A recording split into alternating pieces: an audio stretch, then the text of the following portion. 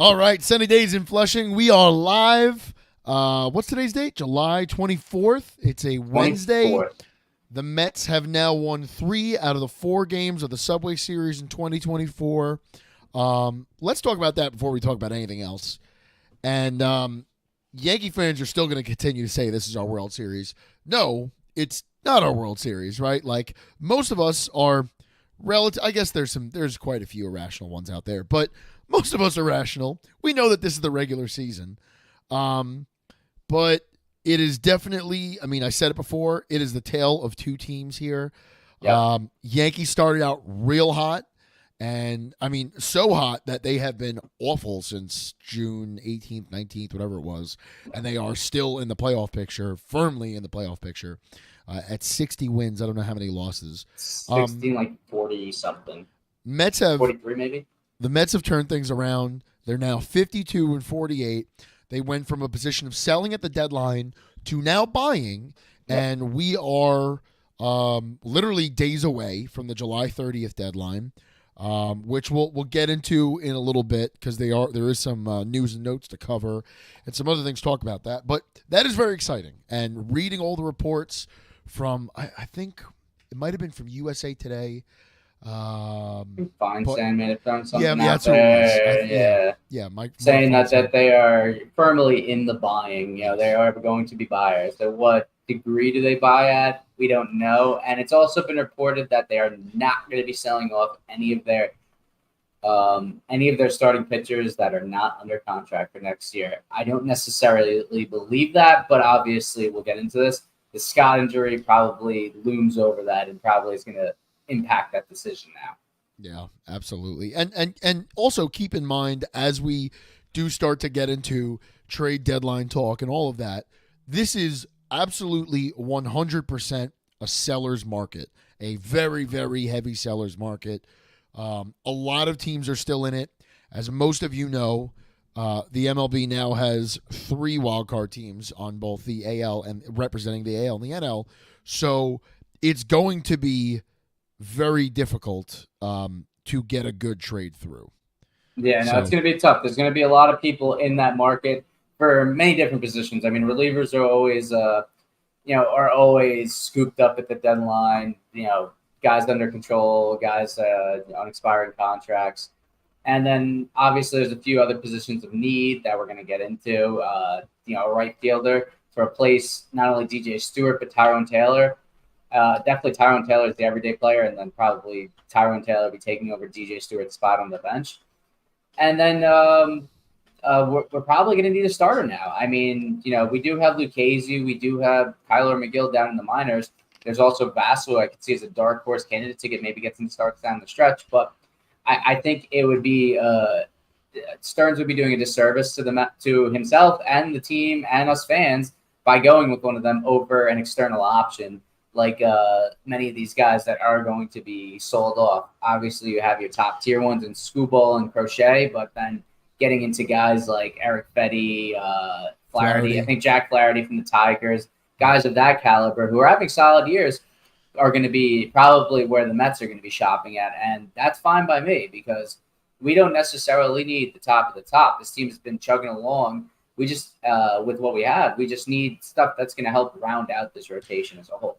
I mean, as we said the other day, I do think, and this is going to take us into the news and notes, whoever they are going for, I would really love if it were someone, like it doesn't, as you said, does not have to be the top pitch. Like right now, Tyreek Skubal, if he is in fact on the trade block in Detroit, that's the top guy, right? Yeah. It doesn't have to be a guy of that caliber. What I would like to see, and I think you agree with this, what we'd like to see is bring in a guy that's got control at a minimum next year. And so it's one less guy you need to go after this offseason. And that brings us into some of the news and notes that literally some of the news just broke minutes ago. Christian Scott, knock on wood, everybody, does not need Tommy John surgery right now. They're saying just rest and rehab. They're going to shut him down for 2 weeks, I guess reevaluate and start him back up in the minors. And Kodai Senga, I don't know when I just heard it now, but I don't know if this had broken earlier. But Mendoza referred to it earlier in the week, but I don't think there's anything Okay. confirmed. And then I saw on the MLB app that Senga was slotted for Friday. I yes, think it was yesterday officially that I saw it. So there we go. We have Senga on Kodai Friday. Senga will be back Friday. That's awesome. That's Yeah. really great to see. He said he's 100% and Yeah. he can go up to 100 pitches. So that's good to see. That's great. He feels he's lengthened out. He feels he's at a place where he can give us 100% effort for a team vying for a wild card spot, pushing for the playoffs. And that's really what we need. We need him to be at his top right now. Yeah. I mean, it's some of the best news really on both fronts that you could have heard. Christian Scott is a guy we've been looking forward to for a long time. Yeah. He comes up and then he has this injury and it sucks. And we're all kind of like, walking on eggshells a bit, right? Because we went through this with Scherzer. We went through this with DeGrom. What's his face? Matt Harvey, right? Like the list goes on and on. Verlander, guys right? come in, they get injured. Guys come up, they get injured. Right. It's just so to hear this news is fantastic. Not fantastic, but it's reassuring. And to hear this news about Senga, that's awesome. That's the best news we could have gotten. And I'm, you know what? I'm very okay with how long all of this took, and how careful they were with him, and how they kind of treated him with kid gloves. And I think that was the right move to make, because as we talked about it back in, I want to say March or April, that shoulder injury that he had is something that could devastate an entire career. I mean, we've seen guys totally fall off a fucking cliff after this injury because they were rushed back. So it's very good the way that they handled it. I'm very happy the way they handled it. And great to hear that he's coming in Friday and that he's going to give us a full game. He's going to give us 100 pitches. If that could get us into, the sixth inning, great. Whatever it is, keep us in the game, go out there, be yourself, be Senga that we saw last year. And against the Braves, who were starting to kind of fall apart a bit, I wouldn't say completely falling apart, but they are a bit. And the Braves are falling apart right now. They're crashing back to earth. October's coming a little early. It's coming in July. Oh yeah, we're only 2 games back of them right now. As of this moment, we're tied for second in the wild card spot and 2 games back of the Braves. By the end of the night, we could be in sole possession of the second wild card spot and 1.5 back of the Braves, who did have a doubleheader today, so they are going to have a game in hand. I don't know how many games exactly did they win? But at least they lost the first one. They lost the first one to the Reds, and the second one got rained out or canceled due to inclement weather. So that will be made up in September 7th, if I'm not mistaken. Yeah, but hey, it is what it is. We're going into the Braves, and they kind of got lucky there because they had to really eat through that bullpen in that first game. So if we could have gone into a 4-game set with the team that's a bit exhausted and down some bullpen arms for a couple of games, it could have been a real benefit to the Mets. But still, we're catching them at a good time. We have only played them once, if I'm not mistaken, back in April, May. I believe we only played them once. We swept them in a 3. It was supposed to be It was supposed to be a 4-game set. I believe we won 2 out of 3. No, we won 3 out of 3, and then there was a 4th game. Yeah, and there was a 4th game that got rained out. Okay. That's going to be made up. Later. And honestly, when it comes to the Braves, and I truly mean this wholeheartedly. Growing up a Mets fan on Long Island, all I heard was shit from Yankee fans, and that's a fan base I can't stand. That's an organization I can't stand. I'm never gonna deny that, but my hatred for the Atlanta Braves is far beyond anything I feel about the Yankees. The Yankees is just a proximity bias, right? It's just because they're all around you, right? And that's what's annoying, and it gnaws at you. But they're not in our division. We see them 4 times this year. We'll see them 6 times next year, which is actually great. Great by the over the weekend too. 2 series over the weekend. You never see that because they'll sell out during the week, and so it's nice to get it during a weekend series, and maybe we actually get to go to one. Maybe we could actually blue collar schmucks. But seeing the Atlanta Braves lose games absolutely warms my heart. It truly does, and watching them kind of stumble here without Acuna and some of these other guys on their roster that they really are. Is Spencer Strider healthy? No, he's Tommy John. He's Tommy John. I mean, Matt Olson's been slumping all year. Sean Murphy's having an awful The Colorado Rockies are up 20-5 on the Boston Red Sox right now. That's insane. Wow. That's absurd. Breaking news. They blew him out the other night, too. Live updates. Yeah, no, that's Sox won 6-0. What was the score the other night? I thought it was a crazy score. Okay, we're not a Red Sox podcast. It doesn't fucking matter. Okay, we got into that. Let's talk a little bit about last night. Was your heart beating out of your chest in the bottom of the ninth with Jake Diekman on the mound? Don't fucking tell me you were calm. Don't lie to me. Oh, I was confident as it could be, but internally I was screaming. You know, Jake Diekman. You never want to see that you're down to Jake Diekman or Adam Ottavino in the bottom of the ninth, and that's your last line of defense, your last hope. But he showed out last night. He got what's his name out. He redeemed himself, and he didn't look stellar. He was really missing the plate. I really think he was trying to be extra. He was trying to be extra careful. Yeah. Well, of course, against Soto, he was trying to be careful, and Grisham was able to get out. I think it was a fly ball, and then Soto, he was really careful. I think he walked him on 4 pitches, but Judge, he went after him right away. He went after him right away, and he got him struck him out looking, which was amazing to see. I mean, that from right there was the defining at bat. That was the defining sequence for Diekman there. And he carried that to the next bat against Ben Rice, and and he got him out on a ground ball to Jeff McNeil to seal the win right there. I'll say this about Ben Rice last night. He's definitely a very interesting player to watch. This is my first time really sitting down watching it. Like, I keep hearing about him, but I don't watch enough Yankee games to tell you all about him. But that's really a guy that knows how to stay alive in that bat, because he did it twice last night where he should have struck out like way earlier and didn't. So credit to him. He did it. I think the first time was Nunez, and now the second time. Yeah, I think it was Nunez, and he took him to deep left center, and that one had my heart racing too. But now, so I have a philosophical difference here with Carlos Mendoza, and maybe this is why I'm not a manager of an MLB team. This is probably why. Okay, Red Sox scored 2 runs. It is now 20-7. Game over. So last night, I don't know if I texted you this. I was texting a couple guys. Evan Diaz? No. So no, that he was unavailable. I didn't know that. I had no idea that he was unavailable. When Judge came to the plate, so I believe he had walked Jake Diekman. It was 1 out. He had walked Soto. Yep. My opinion in that, and this isn't something I can argue on. I want to hear your take, and anybody listening, jump in the comments, please. My opinion, when he had walked Soto, you have 1 out, bottom of the ninth, Yankees are down by 1, and Judge gets to the plate. In my opinion there, I think I would have walked Judge. And just for the reason of this. If someone's going to beat me, it's not going to be the guy that always homers off of us. Yeah. Right?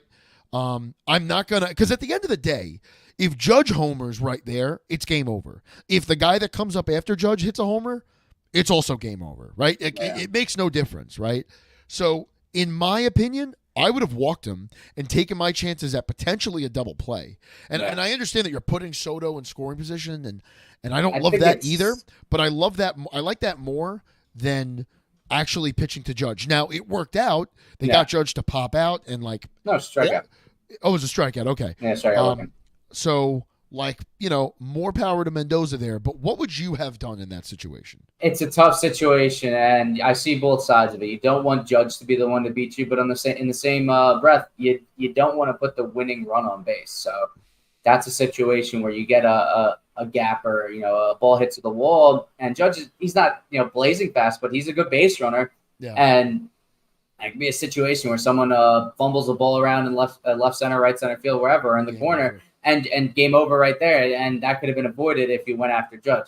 Yeah, you don't want him to beat you, but it's a tough situation, and Mendoza clearly made the right call. We won the game. Diekman got him out, and I think what it boils down to is you had to get one of them. He gave him the chance to Soto, lefty-lefty matchup, and it didn't work. He walked him, so he had to give him Judge. It was one or the other. I think if Soto was out there, then I think you do consider walking Judge. Intentionally walking him like you did earlier in the game.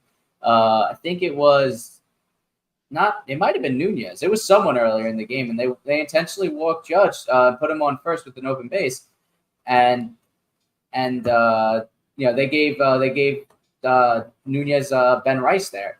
In this case, it was tough. It was a tough call, and Mendoza made the right one, is what it boils down to, really. Yeah. No, and I don't fault either way, and it worked out. So exactly. like in that situation, I was wrong. I was just curious as to like, what other, because I was talking to my brother-in-law about it, and he was kind of on the same page as you there. You don't put the winning run on base. Yeah, I think that's what it boils down to. It's like, I think if it was Soto who was able to get out. If they were able to get Soto out, however, I think they would have walked Judge. Okay. Probably. You don't want Judge to be the one to tie you there, Okay. No. Okay. No. So did I'm having memory loss here. Did we talk at all? We got into a little bit about last night. Quintana pitched last night, right? Yeah. Yeah, Quintana had a solid night. I mean, people like to comment on the fact that he had 5 walks last night, but I'm pretty sure 2 or maybe even 3 of those walks were to Judge, and they were clearly pitching around him all night. So really it boils down to 2 or 3 less walks that Quintana had, and he got us through 5 innings. You didn't want him to go 6, but he got us through 5 innings. He kept us in the game. I think he only allowed the 1 run, the Gleyber Torres home run, and he looked pretty good. 6 strikeouts too, which was nice to see, and he kept Soto at bay. Soto didn't have a hit last night. It was 0 for 4 with a walk. Yeah, so it was nice to see him keep him at bay, and that's really what you do. You kept Soto at bay. You didn't let him beat you, and then you walked Judge every other time, so he couldn't beat you. So they did a good job of limiting their 2 big bats, their 2 best bats, and then he pitched the rest of the lineup, and he did a good job of getting these guys out. It wasn't the most efficient start and the best start he's had, but it was a good one against a tough team. Yeah, and it is nice getting off to I mean, it's a 2-game series, right? But it's nice winning that first game. And you were able to do it. I shouldn't say you didn't need Diaz, because we definitely needed Diaz, but we were able to win without Diaz, right? And so now tonight, you've got Diaz available, which is phenomenal, right? Question is, who else is available? If you are able to, if you're able to win this game, you ultimately erase that lost series in Florida. I think if you were saying before the Marlins and the Yankees series started, the Mets were going to go 4-2 against these 2 teams, you'd be jumping for joy. You'd be like, all right, we split against the Yankees and we won 3 or 4 in Miami. And you're like, all right, yeah, it's fine. You lose 1 in Miami. It's tough to win a 4-game set, especially away. So I think what it boils down to is you're happy that you're 4-2, and then to turn around and do it this way with how bad they've looked, because they haven't looked amazing. The bats have gone a bit cold, especially in the middle of that order. Hopefully heating up soon, and then other guys like McNeil really heating up. That's one thing that we didn't talk, and you just reminded me now. Yeah. That killed me last night. How we had come up with bases loaded 2 or 3 times, twice with less than 2 outs, and we squandered it both times. Yeah. I mean, I shouldn't say you squandered it, because they were able to walk in a run at one point, the first time. Yes. But like hit by pitch in a run. Hit by pitch, right? So whatever, right? Guy goes to first to walk. But point is that's hard to watch. That's really hard to watch. Because that's you got him on the ropes there. You got to be able to capitalize. Even if at the end you walk away with just a sac fly, like, okay, I'll take that. That's better than nothing, Yeah. And I want to say one time it was Torrens, Tyrone Taylor. And then both times Tyrone Taylor made the last out, and Torrens I think Torrens got out before him both times. I think it was 3 times we had the bases loaded. Once with Vientos, 2 outs. I want to say, was one of them. I thought, or Vientos struck out to end an inning with a runner in scoring position. Yeah, I think that happened early. I think someone in the game. hit a double, and I think Pete hit a double. And then Vientos came with 2 outs, and that might have happened. There was a lot of runners left on base. A lot of runners left on base since we got out of the trade deadline, and that kind of boils down to Brandon Nimmo's slumping a little bit. JD Martinez has been in a slump. Definitely He's shown signs of life breaking out of it, but then last night again another rough night. Pete's definitely starting to break out of his little funk there. 2 nice hits last night. I think he had 2 hits in the game before that, so he seems to be getting some better swings on that, better swings at the plate. And then Vientos, too. I know Vientos, I was tweeting with someone, and he said he's 3 for 10, but I was like, yeah, he hasn't looked himself. But then last night, he had a screamer of a line drive out to center field that was caught for an out. And then he obviously had the double in the top of the ninth, if I'm not mistaken, to get him and Pete in scoring position. He was at the top of the ninth. Yeah, I think it was the top of the ninth. And then, but also Alvarez is someone that's been slumping a bit too. He hasn't looked too good. He's had some bad at bats. So I think that's why he got. He's looked fantastic behind the plate. That's why he's looked good. And you know what? Monday he threw a guy out at first on that was awesome. On the back pick, yeah. On the back pick. But what it boils down to is Alvarez missed a ton of time, and this is his first slump since being back. So some of these you can stomach, some of them are tough to stomach. So they'll break out of this. What's hurting us is that it's a collection of guys that are having a slump. But what is helping is, as you said, Alonso is picking up his slack. And Jeff McNeil, finally. Jeff McNeil. Man, he's got 5 home runs in the past 3 games or 4 games? 4 in the last 5. 4 in the last 5, man. He looks fucking great out there. If Jeff could continue this, I mean, and I'm not asking for home runs. I mean, just get back to being a guy that consistently finds a way to get on base. Well, I think that's what has actually changed about his approach. Instead of trying to place the ball in the outfield like he was trying to do, like he did when there was the shift, when he won the batting title, he's getting back to what brought him up here to the majors, what he did earlier in his career. And that's drive pitches. Not even contact. Take big swings at pitches that are in your zone that you like. When he came up, I think it was in 2018 when he first came up, if I'm not mistaken, he had like 16 home runs in the minors before he came up in late July. So this is or early August maybe. But regardless, this is someone that he got to the major leagues because of his power. Now this isn't someone that, is a 30-plus home run guy, but he's someone that could sneak his way into a 20 home run, conversation as a ceiling. So getting back to just ditching, just slapping the ball around, trying to place it in the outfield, really finding pitches that you like and hitting them and taking big hacks at them and driving them into gaps. And if that's going to be what revives his career, revives his season, I'm all for it, because this is someone that was on the brink of DFA territory. This might very well revive his career with the Mets.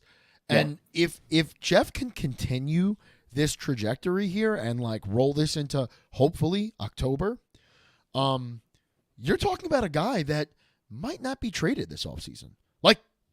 Let's be honest here. He's very cost effective, and he is it brings us back to all those conversations we had in March and April. This is a guy that should be a good slap hitter, should always find a way to get on base. Is very comfortable playing left field, right field, the emergency catcher, playing third base, playing second base. Yeah. This is a utility guy that at one point was a tremendous hitter. Yeah. So if he could get back to even just being a 285 guy, I think this is a guy that can absolutely, because let's be real, as fun as the Jose Iglesias experience is, this is probably something that will come to an end, right? And it may come to an end. Kind of called lightning in a bottle with him. He did. And down to it. Listen, I hope it doesn't end, but you have to be real with yourself. You have to look at the back of the baseball card, because ultimately things do come back to that. And Jeff McNeil's career is really in his own hands right now. And if we could see him get back to being that slap hitter and getting on base and driving in runs, there's absolutely a place in Queens for him. 100%. And especially, who do we have to replace him unless we're going to go out and get someone? I mean, Acuna looks like he's nowhere near ready, nowhere near the major leagues. And our other option would be Ronnie Mauricio or Jet Williams. Jet Williams has been his season's been a wash. Well, his season's a wash. He's been injured. He had to have surgery on his wrist. And Ronnie Mauricio just tore his ACL. When did he tear his ACL? Last winter. February, the Dominican Winter League or something like that. So I doubt he's going to be ready come day one. So the Mets really don't have any options there. And if reviving his career here and was changing his swing to be more of a pull pseudo power guy, so be it. If that means sacrificing his high 300s average for something less than that, closer to what he did, finish that last year, 270, maybe even 250, for a higher on base, higher slugging percentage, driving in more runs, finding gaps, getting doubles, and being more productive, that's fine. That's a usable player, especially when you can play all over the diamond, second, third, left, he's helping right. us down at the bottom of that lineup. because and that the bottom of the Mets lineup this year has really been like a sight to see. Whether it's Bader, whether it's at times Tyrone Taylor, Yep. Vientos in the beginning. Now, obviously, they moved him up. There's Yeah. been so many guys from the bottom of this order that have contributed positively. Yeah. It's really been amazing, and I think that's what's really saved this team. Like as much as Grimace and the OMG stuff, and the pitching's been pretty good, obviously, but to have the bottom of the order really shine this way is something we haven't seen in a very long time in Queens. Yeah, it's been a pretty big weak spot for the Mets for a little while now. I mean, we really haven't been getting much production from there, and now they are, which is nice to see, especially when guys are slumping like JD Martinez, like Brandon Nimmo right now, like Lonzo has been a bit, that they're still able to find wins by getting production from guys that aren't your mainstays, guys that you need to produce. Like some teams, like the Yankees, are teams that need Juan Soto and Aaron Judge to be your producers to win games. And the Mets right now, they don't need their main guys to produce right now. You still have Lindor producing at the top of the order, but really from 2 to 4, really we've gotten a whole lot of nothing for a little bit, at least since the trade deadline, or not the trade deadline, the All-Star break, and even a little bit before then. So it's nice to see that, and it's something the Mets sorely need. Now, we've broken down yesterday. We've talked a little about tonight. Do you want to get into trade deadline, or is there something you wanted to get into before that? No, I'm good to get into trade deadline. You want to talk a little more tonight? Whatever. So the deadline is next Tuesday, or I guess now this coming Tuesday, July 30th. 6 p.m. Eastern time. They moved it to 6 p.m. It's That's no what it longer said. 4. Okay. That's what I saw, yeah. So I could be wrong. No. They keep moving it. So Yeah. it's very possible that they moved it to this and then changed it to a 6, which is nice. Yeah. Bullpen help, starting pitching help now, especially with Scott out. Maybe not second base anymore, but probably right field. Probably sure. not second base, but even right field. If Jeff McNeil can continue to play like this, I mean, you can, and especially and Jose Iglesias, you have your answer there at second and right field. You just need someone to help with like a platoon. Someone that could hit lefties when you want to sit McNeil for a bit, like a Mark Canha or a Kevin Pillar, one of these guys. I don't think you need to go out there and search for a big bopper or anything like that, but someone kind of lower down that fits a role that you don't need someone to be a guy. You just need him to be a piece, a cog in the machine, so to speak. So the Mets need some positions of help, but it's nothing where we're not gonna see the farm ripped apart to get the help. No, I don't think we'll see that, but I think, as we've said before, DJ Stewart's probably gone, so you're gonna look for something to replace that. I think you could even see 2 outfielders, or maybe they find a way to get someone else. Because I think Ben Gamel and DJ Stewart being on this major league roster come the end of the deadline would be a disservice to this team. And I would love to go get Jesse Winker. I just don't know how much the Nats are going to ask for. And that would be a great get, but it's also not something we necessarily need. It could just be it could be a backup first baseman that you could bring in for power late in games, like a boomer bust type of guy, which DJ Stewart was supposed to be, but hasn't been at all. He's been more Daniel Vogelbach, which is singles, walks, and the occasional home run, and not good defense. We did actually forget some news, especially in terms of outfield help. The Mets signed Jackie Bradley Jr. from the Long Island Ducks the other day. Yeah. So you have to imagine he's gonna find that could be your Ben Gamel replacement right there. I guess so, right? I mean, your defensive base running guy, right. Someone that can actually. He's never really been a guy with the bat. Like he had moments in Boston where he had a nice bat, but for the most part, he's been better than Ben Gamel probably. Yeah. I mean, Ben Gamel's an automatic out, but yeah. So that could be an option. Yeah. We have to assume they're going to see him at some point because he's definitely an insurance piece. It's definitely an insurance piece, but so it's funny because that was a guy I want to say going into 2021 or 2022 when he had signed it was 2021 if I'm not mistaken. But before we get too far away from it, there was more breaking news, actually, more news that we forgot about. Reed Garrett and Sean Reed-Foley are very close to being back on the Major League roster. Oh, really? Coming up deadline pieces and bullpen help. Yeah. Reed Garrett expects to throw off a mound come this weekend. I think Friday was the expected date. And Sean Reed-Foley is going for a rehab assignment. So these are two guys that can help bolster the bullpen. And assuming the Mets do go to a 6-man rotation, who they're going to get to replace Scott, you got to assume 3 bullpen arms are going to be off this team come when Reed Garrett gets it's July 30th. Whenever Reed Garrett gets back, 3 guys at a minimum. And where does that leave the Mets? I mean, you have Diaz, Nunez, and Buto, and probably Phil Maton are all going to stay on this team. Right. I would think one of Diekman, Danny Young, or Alex Young are going to stay on the team. And it's going to, obviously, last night was great for Diekman, but we can't just look at it with so nearsighted. We got to look at the whole picture. And Diekman's been bad, and I think he's probably the second of those 3 to go. I would say Danny Young's probably first. I think he has more options. Alex Young may have more options, which might be in his detriment.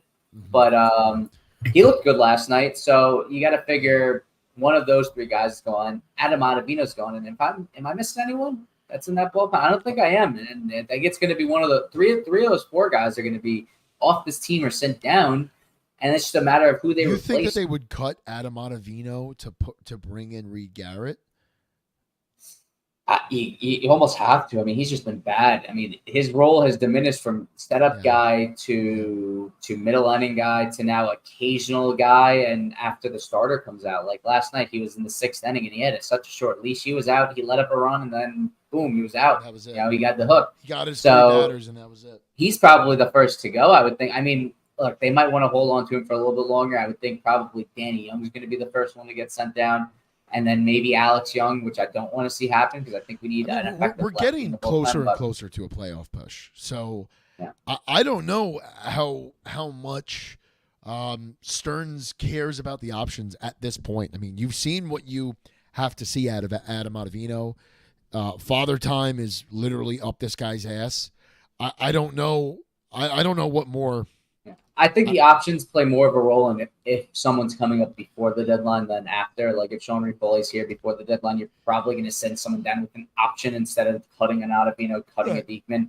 I think you could very well see one of these guys get shipped off somewhere for cash considerations or just a 19-year-old prospect, like when the Mets got Jeremy Rodriguez last year for Tommy Pham. So I think you could see one or both these guys shipped off for someone that they have deemed to be a gem, a diamond in the rough, so to speak, on another team that they can probably pick away from them and dump one of Ottavino or Diekman. Tommy Pham is another name to watch. I don't anticipate the Mets going I think after it's him. Mark Canha. I think it's Mark Canha. Yeah, no, I saw Mark Canha's name come up too. I think it's Mark Canha because I think all of this is dependent on if they trade Skubal. If all of a sudden the Detroit Tigers announce that they just signed Skubal to an extension, then all of this kind of disappears. I think that's more of a building block. And guys like Jack Flaherty and Mark Canha are just kind of guys that you can use to help bolster up the farm a little bit. And I think those are 2 guys the Mets should target. I agree. And I know if you're Flaherty's the Tigers, not under contract. If you're the Tigers, you've won 14 out of your last 19. You might want to try to ride that. Well, that's all I'm saying. Like if they can get themselves at back to 500 by the deadline, and they're not trading Skubal, I find it hard to believe that they're going to trade Flaherty and anybody else unless they are blown away, and which they could be because, like we said, it's a seller's market this year. Yeah, so a lot of teams in contention, and with that third wild card spot, like we had, I think it started 2 years ago. It's going to be a seller, or 3 years ago maybe. But it's a seller. It's always going to be a seller's market. Teams that are selling are going to make a king's ransom. So I think the Mets need to be proactive, and they may need to start trying to get some pieces now. And I think getting a piece to replace Christian Scott, get that 6-man in your rotation sooner than later might behoove them just to kind of jump on other teams that are going after them. I wonder. So we're talking about the Tigers. They're not always a team that's really quick to spend money right now. Now it seems like they're going to spend some more money in the future. It seems like ownership is a little more willing to spend. But I'll paint this picture for you. Yeah. And maybe it's harder to say with Flaherty because he might be a highly sought after guy. But like if you're He's Steve gonna be Cohen, up there. But he's not controllable. He's on a one. He's on a 1 year deal this year. But So that helps. if you're Steve Cohen, do you agree with this? Do you call the Tigers and you say, hey, we have our eyes on Flaherty. We really like him. We like this. We like that, blah, blah, blah. We would like to, create a trade here. And one of the things I'll do for you is I'll eat the rest of that Javi Baez deal. I'll take Javi too. I wouldn't do it. Would you do that? No. No? Sets a precedent. You don't want other teams knowing that's how you're going to get a deal done with the Mets, No, trying to dump a. But you do that once, they're going to. Wait a minute. Time They're out. going to ask you to Teams, do that wait. again. Let me give my piece here. First of all, teams already know that because we did that with Verlander and Scherzer. It was different. We were eating the money to totally get them there to recoup. Totally get it. But now, if you could bring in a pitching prospect and not have to give up much to get it because you're saying, hey, we're taking this money off your plate. This is $22 million over the next 2 years. You don't have to spend anymore. We'll take care of it. Right? You're getting what you want. I think I'm just trying to justify bringing Javi Baez back, but I think you. I'm trying to rationalize it. I'm trying to rationalize it here. I mean, you just want him back on the team. Javi had the best stretch of his career in a New York Mets jersey. Do not forget. Well, he won an MVP with the Cubs, so I'd pull it on okay, that, all right, but the guy didn't put up numbers. I guess he did put up good numbers, but was never a high batting average guy for the Cubs. He was a high batting average guy for us. Power. I just want him back. I just want Javi back. He looked good for a couple months, but I think, like I said, I think it sets a precedent that you don't want to be set. That other teams are then going to ask us to do, and if we don't do that, they might look to go other ways. You know what I mean? But if you're bringing in talent that you need for right now, and hypothetically, all it costs is money. It doesn't cost you Acuna. It doesn't because think about it. Forget Baez. If you just wanted to trade for Flaherty today, what would that cost? I think. I mean, it depends on the team, but I'm hard pressed to believe that a team would rather have you eat a contract like that than recoup more prospect help, more help for the minors. So that's my belief. I wouldn't do it. I would look to just give up the right pieces to get some deals done. Find the right pieces that you're comfortable living without, and ship those off for guys that we need to help win this year. And on the topic of shipping pieces off, I wouldn't. While I don't think it's very likely, I think it's probably it's more unlikely than likely. But Stearns is someone that has set the precedent that he's willing to give up big-time prospects for guys that are under control, guys that are stars, budding superstars of the sort. He did it for Christian Yelich back in 2018, 2017, whenever it was, when he was with the Milwaukee Brewers, maybe 2019, whatever it was. He gave up some big prospects. He gave up 2 top 100 prospects at the time. One was Lewis Brinson. Both guys ended up being nothing. I mean, it's kind of funny that he gave away guys that ended up being nothing, but he set the precedent that he's willing to give up big-time prospects for guys that like a Christian Yelich. So, I don't think the Mets are trading for Skubal. I don't think they're trading for Crochet. Trading for Skubal. You can't rule it out. You can't rule it out. I've seen more than Don't one be surprised. national reporter mention the Mets and Crochet in the same sentence. Again, do not be surprised if you start hearing the Mets trade talks are heating up for one of the one or both one of these guys. Or any one of the sort that's a big name that's under contract for a while, because Stearns will do it if it's for the right price and it's the right player. And Christian Yelich was the right player. He came to Milwaukee, won an MVP with them. Should have won 2, honestly, but he set the precedent that he's willing to do it and be ecstatic. You might be a little bit shocked, but it's hard to be because he has done this before. So I think the Mets are going to be major players. The phone's going to be buzzing, and they're going to be making calls left and right for different guys. I'd also it depends what this guy's going to cost, but Mason Miller in Oakland, that could be another interesting one. He's someone that's under for 4 more years, and he is one of the best relievers in all baseball. And he's there. The A's are definitely asking for a lot, but I would rather give up big time prospects for a controllable reliever than give up a package of a smaller package of equally big time prospects for a guy that's not under control. If you get what I'm saying. The issue with relievers is they're just so volatile. I mean, like they are, but when you get a guy that we young, were talking about David Bednar and how much we'd give up to get David Bednar. This is a guy that's been hurt this year, and before that, yeah, he was hurt for a good amount of this year, and before that has not. If I could be wrong here, but I know in May he started off. I just pulled up his stats. He's having a rough year. 4.98 ERA, 34 innings. He has a low WHIP, one WHIP. So, kind of curious as to what is some of his advanced stats. I don't bring up with StatCat or Baseball Savant page. But that was a guy that we were talking about, and how much we would give up to have another guy like that to potentially be a setup man for Diaz. You know what I mean? Yeah. I mean, this is still someone that he has a 99 percentile chase percentage, 93 percentile fastball velo. His whip percentage is above 50%. His K percentage is above 50%. Doesn't walk anyone. The problem is he's finding the barrel of the bat. He's not giving up runs? He's giving up a lot of fly balls, not a lot of ground balls. So is he giving up runs? What's your job as a pitcher? He's giving up. No, stop the other team from scoring. He's having a rough year, but I don't think it's as bad as the numbers. As the numbers look, he's not walking anyone, but he's also striking out less than he has in his career. His strikeout numbers are almost. Is he back low. yet? He's pitching again, right? Yeah, he's pitching again. I saw that he pitched. He pitched 2 days ago. Okay. And he hasn't allowed a run in his last 3 appearances. So, hey, Look, I think I agree that relievers are volatile, but I think if the option is to give up equally good prospects, but in a smaller package, say one or maybe 2 of your better prospects, say top 15, or give up 4 of them or 4 of them and something else for a guy under control.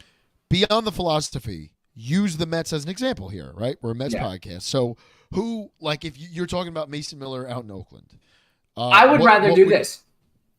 I would rather do what the Mets did for Edwin Diaz than do what they did. Do what they did trading for Edwin Diaz, than do what the Marlins did trading for David Robertson last year. If that makes sense, they gave up 2 of their 2 nice prospects for a guy that was only under half a year control, versus the Mets giving up 2 of their best prospects for Edwin Diaz with ton of control. So that's where I'm at. I'd rather give up a stronger package for a guy under control. Okay, but like use that in terms this year. So you're talking about a Mason Miller. If they call up and they want Acuna for Mason Miller, I will drive him to Oakland. Acuna, I think, should be gone. Acuna has not been good, and he's a square peg in a round hole. I mean, you have Mauricio coming back. You have Jet Williams there. You have guys. I think Acuna has shown that he's going to need time, and this probably isn't the best fit for him. He's going to need a place where he can develop at a slower pace, and the Mets should be willing to ship him off. I think Brett Beatty is also an option that could be shipped off. I think I know you don't want to just give away pitching prospects, but we have a decent stockpile of guys in the upper minors that where we can afford to get rid of. We can afford to give up one guy in the upper minors, maybe a guy in the lower minors. So I think the Mets are in a position where they can make trades like this and not destroy the farm. I don't think you can just for a guy like Vientos. They said if they call and they want a guy that's major league ready and controllable. No, it would have to be a 1-for-1 because Vientos has shown that he's a top 3 third baseman in the NHL. He's a top 5 third baseman in the MLB so far since he's been called back up. So I mean, this is someone that's showing like legitimate star potential. Like he could be developed into a star, maybe even a superstar at third base. He's been awesome. He's been awesome. So to get rid of someone like that would be a mistake. But Brett Beatty's someone that has all the potential in the world, but hasn't had it all come together, at least at the major league level. Yeah. That could be someone that can be enticing for the A's. Drew Gilbert, I'd include Drew Gilbert. He would be the big piece though. That's the thing. Like you're not getting multiple Drew Gilberts. You're getting Drew Gilbert and some other pieces. You may be getting it might be Drew Gilbert, Acuna, because Acuna for me, like he's probably borderline top 10 in the Mets farm system, maybe just outside of the top 10. Now he's really fallen off. I know he's close to being MLB ready, so to speak. So they say, but he's not someone that I view as highly as these other guys like your Brett Beatty's. Well, I'm not sorry, not Brett Beatty. Drew Gilbert's, Jet Williams, Brandon Sproats, even Blake Tidwell. Guys like that. Mauricio is probably valued higher than him. Guys like that. Kevin Parada is also someone that's having a nice month of July. He could be someone that shipped right on. Mm-hmm. So we have guys that are compiling a decent July resume for themselves, and it could behoove the Mets to start making some calls to package these guys up and send them off for some pieces that we could use this year and beyond. Do we have anything else here before we close out?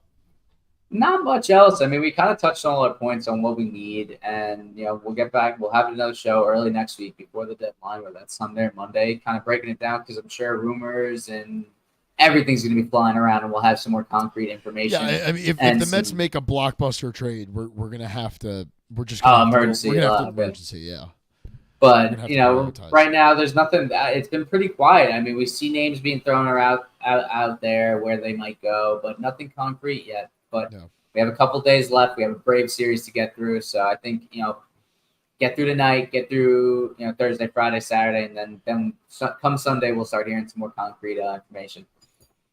All right, thank you everybody for tuning in. Let's beat the Yankees. Let's go Mets.